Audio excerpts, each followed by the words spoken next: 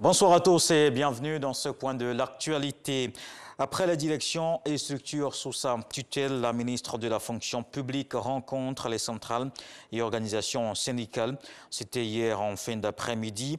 Amdésiré Oloto veut veiller à la bonne marche de l'administration ivoirienne.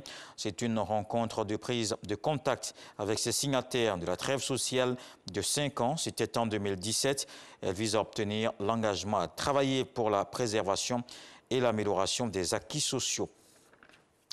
Il se tient à Abidjan une formation régionale sur la destruction par la découpe des armes et la gestion électronique des stocks. Des experts venus de 15 pays de la CEDEAO vont mener des réflexions sur cette méthode. Ils vont également se pencher sur les principaux défis en matière de gestion de ces armes dans la sous-région. Abou Sanogo.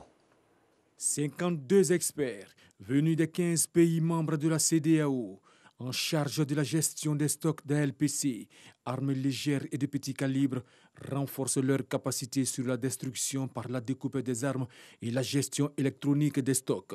Une formation qui leur permettra d'acquérir des connaissances pratiques pour améliorer la sécurité physique et la gestion des stocks d'armes sur la base de la feuille de route de la CEDEAO afin de promouvoir la mise en œuvre effective de l'article 16 de la Convention sur les armes légères et de petit calibre. Si elles sont contrôlées dans un espace et que dans les espaces voisins, elles ne sont pas contrôlées, tout l'effort tombe en ruine. C'est pour cela que nous faisons venir toutes les commissions pour renforcer ensemble leurs capacités. Cette formation est organisée par la commission de la CEDEAO en collaboration avec la Commission nationale ivoirienne pour le contrôle des armes légères.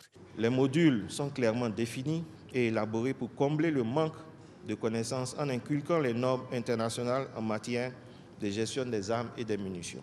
Le président de la République de Côte d'Ivoire, son Excellence Alassane Ouattara, qui tient au respect par la Côte d'Ivoire de ses engagements internationaux et qui, à la pleine mesure de la dangerosité des ALPC, lorsque celles-ci sont hors de contrôle, a fait de la destruction de ce type d'armes suscitées et des mines antipersonnelles une réalité depuis 2012. La formation régionale va s'étendre sur 5 jours. Elle est organisée dans le cadre du programme régional d'appui au mandat de la paix, la sécurité et la stabilité régionale de la CEDEAO, financée par l'Union européenne à hauteur de 27 millions d'euros.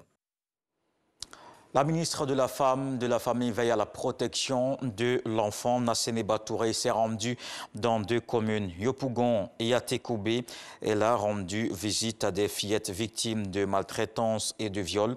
La ministre leur apporte le soutien du gouvernement dans cette épreuve. La ministre de la Femme, de la Famille et de l'Enfant veut mettre fin à ces pratiques. Elle annonce la tolérance zéro contre les auteurs.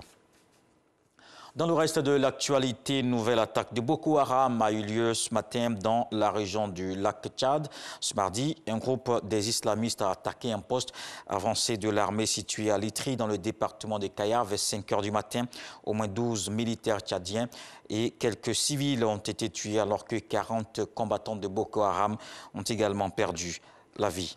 Au Burkina Faso, le Premier ministre espagnol Pedro Sánchez confirme la mort de ces 2 ressortissants portés disparus à Madrid. Le Sénat a observé une minute de silence après l'annonce de la mort de 2 journalistes espagnols au Burkina Faso. Ils avaient été enlevés avec un Irlandais et un membre des forces de défense et de sécurité du Burkina par des hommes armés lundi soir. Ils accompagnaient une patrouille anti-braconnage dans l'est du pays. Les assaillants ont aussi blessé 3 autres personnes et mis la main sur du matériel que transportait le convoi, notamment de mitraillettes, un drone et 12 motocyclettes. Une des principales factions rebelles de Birmanie s'est emparée ce mardi d'une base militaire près de la frontière thaïlandaise, ce qui fait craindre un nouveau cycle de violents affrontements avec l'armée. Les tensions entre les militaires et certains des groupes ethniques armés du pays se sont amplifiées depuis le putsch du 1er février qui a renversé Aung San Suu Kyi. Lors de ces affrontements, juste avant le lever du soleil, les soldats Karen se sont emparés d'un camp militaire birman. Plusieurs soldats de l'armée régulière abattus et une réserve d'armes à feu confisquée. Voilà pour le flash. Tout de suite à suivre les infos régionales. Je vous donne rendez-vous à 20 h.